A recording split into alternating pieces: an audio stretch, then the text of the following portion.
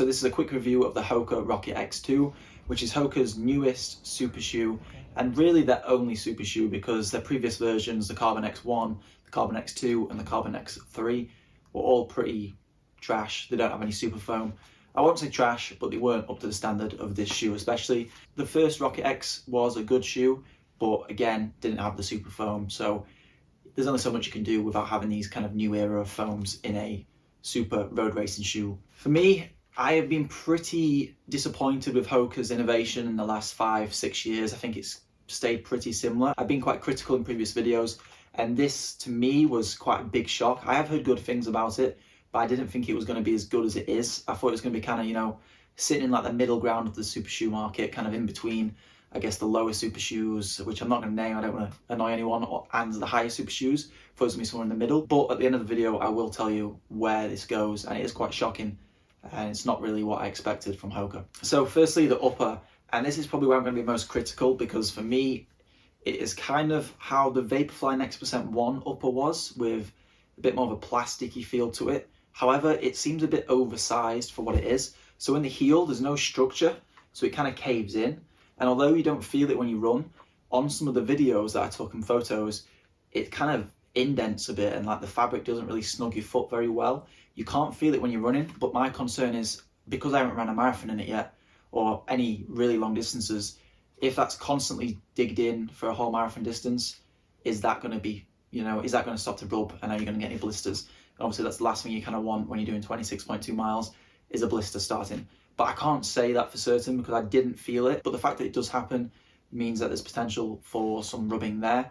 And overall, the upper, I kind of prefer more really breathable uppers, like the Flyknit in the new Next% 3.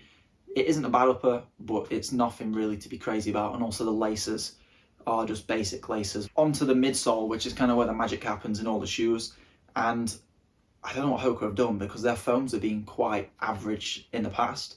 But running at faster paces, so threshold pace, 10k pace, 5k pace, this shoe feels as good as any other super shoe on the market, possibly even better. Like the rocker in it, when you run at those paces, it really feels good and smooth. Like it's hard to describe. It also feels quite similar to the Adidas Adios Pro 3, but with a better rocker and what feels like a better foam. When I first put it on, I was doing some easy mileage and I was like, this doesn't feel great. But as soon as you got to those faster paces, it feels absolutely phenomenal. Also, I would say the carbon plate, which is exposed in the bottom, stiff, does the job exactly. It's not too forced, kind of feels, again, sometimes with a carbon plate, it does feel like the snappiness is in the wrong place. Sometimes you kind of get much of a snap up, or sometimes you can't really feel it at all, or sometimes it makes the shoe way too firm. Again, with the rocker, the foam, it's kind of a perfect combination, flows really well.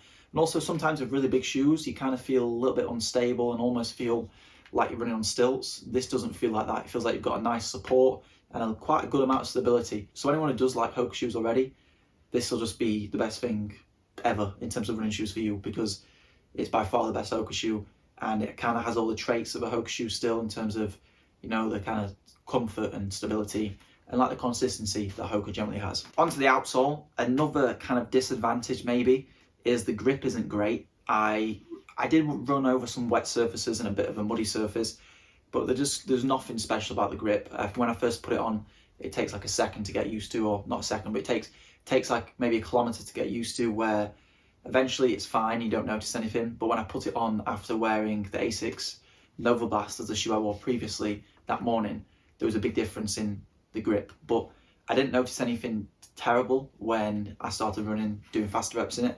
But when I first put it on, I was like, there's not much grip in this shoe. So, you know, for those wetter races, maybe some, I guess, when are you going to go off-road in a road race shoe? But, you know, if it's wet, icy, it's probably not the best shoe. So if you live in a climate where it's always wet or icy, might not be the best shoe for you. And also what I do like is that they've got some weight savings here, because the shoe as a whole feels really nice and light. I'm not too sure about the colorway, but I don't know, I feel like it stands out. Hoka never really have the nicest looking aesthetic shoes. I know if you see this coming down the road, you know it's going to be a Hoka Rocket X2. So the main pros and cons, I would say firstly the cons is, with most Hoka shoes, you kind of need to half the size up, and this is the same here. I've got a UK 9.5 in this shoe, which I get in all the super shoes, and it definitely feels the smallest out of any other super shoe I've worn. So if you do fall in between half sizes, definitely go the size up. Another con is the upper. It could be better in terms of the comfort, breathability, and also just this just makes me worry a bit that towards the end of a race you're going to start getting blisters here. But I haven't had that. I'm just saying it could potentially happen. Other than that, there's no disadvantages, and everything from the upper downwards, apart from the grip, is perfectly designed, to be honest. So the foam is great, it's dense, it kind of feels like a mixture, an in-between of the Zoom X foam and the Lightstrike Pro foam, so Nike's and Adidas's. It's sort of in the middle of the density and softness. The carbon plate, whatever they've done in this plate and the rocker, it just feels great. It really flows perfectly. I think you can, so I kind of varied between threshold and 5k pace, and all those paces felt natural. And I also did a few strides like close to sprint speed, again felt really natural. So the pros, it just flows really well, feels really nice on the feet. Also, it is leg savvy. However, I have seen other shoe reviewers say it might not be more of a marathon shoe. It's kind of 5k, 10k half marathon shoe rather than your marathon, because you kind of want like an Alpha Fly or something a little bit softer, what's a bit more forgiving, because it is still an aggressive shoe, even though the high stack, the rocker just really propels you forward. Overall, I love this shoe, and I actually messaged Benny's Running straight after I wore this, and I was like, is this the best shoe on the market? And we've got to a point where there's so many good shoes, it's hard to tell if what's the fastest super shoe without using like pod or, you know, science-backed data. But for me, if someone told me I had to race in this over any other shoe, I'd be completely happy. And I am actually considering choosing this as my primary racing shoe. It's that good of a shoe.